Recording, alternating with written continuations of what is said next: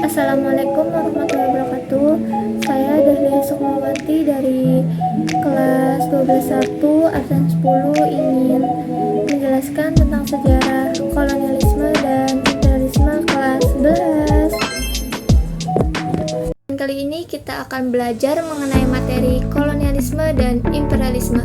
Lebih tepatnya, kita akan fokus membahas latar belakang atau penyebabnya lahirnya kolonialisme dan imperialisme. Pada kesempatan kali ini, kita akan belajar sejarah Indonesia kelas 11 dengan materi kolonialisme dan imperialisme. Sebelum mempelajari kolonialisme dan imperialisme lebih jauh, mari kita pahami dulu, apa sih kolonialisme dan imperialisme? Kolonialisme berasal dari koloni, yang berarti pemukiman.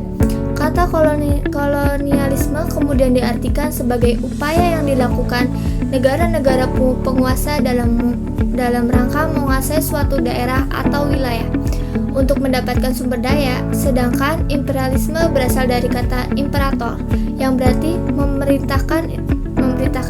Imperialisme kemudian diartikan sebagai suatu sistem dalam dunia politik yang bertujuan untuk menguasai negara lain dalam memperoleh kekuasaan dari negara yang dikuasainya. Jadi, kolonialisme dan imperialisme berbeda secara sederhana. Kolonialisme lebih fokus untuk menguasai suatu wilayah yang memiliki sumber daya alam tertentu untuk dibawa ke negara asalnya. Sedangkan imperialisme lebih fokus untuk menguasai kondisi politik atau pemerintahan negara lain agar mendapat pengaruh ke negara yang bersangkutan. Dalam berbagai aspek, walaupun berasal dari kata dan pengertian yang berbeda, dalam praktiknya, kolonialisme dan imperialisme memiliki makna yang sama, yaitu penjajahan oleh bangsa suatu terhadap bangsa lainnya. Hal tersebut, setelah mengetahui arti dari kolonialisme dan imperialisme, kita akan lanjut pembahasan mengenai latar belakang lahirnya kolonialisme dan imperialisme. Kolonialisme dan imperialisme bangsa Eropa tidak hadir secara tiba-tiba, tetapi dilatar belakangi oleh beberapa faktor pendorong. Faktor pertama adalah karena adanya dominasi gereja Katolik Eropa terhadap segala aspek kehidupan pada sekitar abad ke-4 sampai abad ke-15. Eropa mengalami zaman gereja atau abad pertengahan atau yang lebih sering dikenal sebagai abad ke-8, yaitu masa ketika gereja memiliki kekuasaan dan pengaruh yang besar bukan hanya dalam urusan keagamaan tetapi juga dalam segala aspek kehidupan. Gereja mendoktrin manusia hanya berdoa dan berdoa serta selalu ingat kematian bahwa besok mereka akan mati. Kekuasaan gereja yang tidak terbatas dan tidak boleh dibantah ini menyebabkan kebebasan berpikir berdasarkan akal dan logika terabaikan. Di samping itu, pihak gereja berperilaku dengan sewenang-wenang dan menyimpang.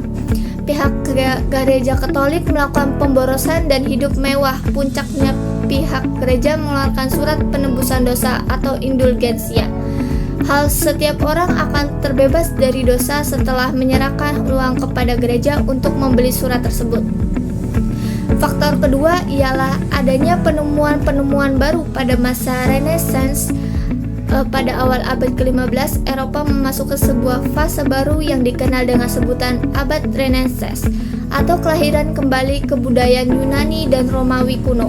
Setelah mengalami zaman kegelapan, pada masa ini manusia melakukan perlawanan agar bebas dari dominasi gereja, sehingga pada masa ini pula setiap manusia diberi kebebasan berpikir dan berpendapat. Pada masa ini muncul filsuf-filsuf ternama, ilmu pengetahuan dan teknologi pun berkembang.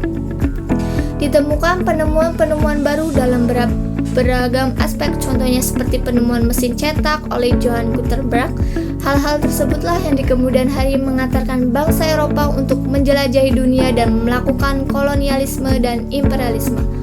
Faktor yang keempat adalah Konstantinopel, dikuasai oleh Kesultanan Turki Utsmani atau Ottoman. Kota Konstantinopel merupakan pusat perdagangan yang ramai dan menjadi gerbang pedagang Eropa untuk memasuki Asia. Dari Konstantinopel inilah bangsa Eropa memperoleh kebutuhan berupa rempah-rempah dan produk khas lain. Dari akhir di kota ini berada di bawah Kekaisaran Romawi. Tetapi pada tahun 1453, Sultan Mehmed II yang bergelar Al-Fatih atau Sang Penakluk berhasil menyerang Konstantinopel, pusat Perdagangan pun dikuasai para pedagang Islam.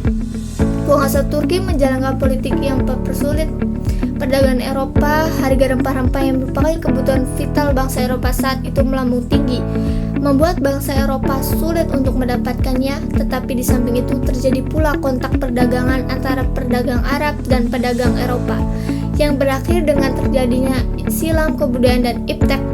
Bahkan bangsa-bangsa Eropa pun banyak menyerap peradaban Muslim untuk dikembangkan di kampung halaman masing-masing.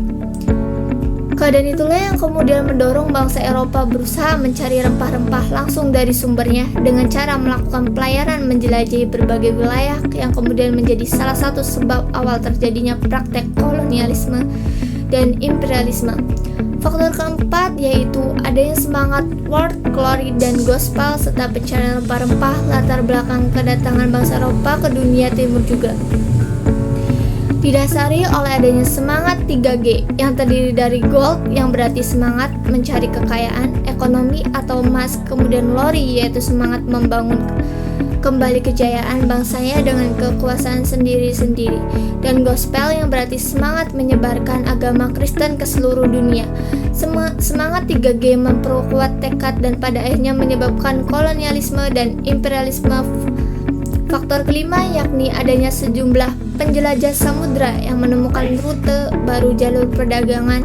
Kemunculan teori bahwa bumi ini bulat diiringi dengan perkembangan teknologi perkapalan memunculkan sejumlah pelaut ulung yang berani mengarungi samudra dan lautan luas yang sebelumnya tak pernah dijaluri seperti Bartholomeus Dias dan lainnya.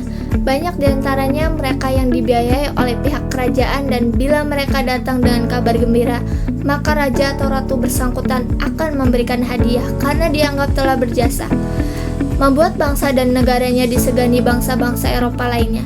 Hal itulah latar belakang yang menyebabkan bangsa Eropa berlayar hingga bangsa Eropa untuk melakukan pelayaran sampai ke berbagai wilayah dan melakukan kolonialisme dan imperialisme. Wassalamualaikum warahmatullahi wabarakatuh.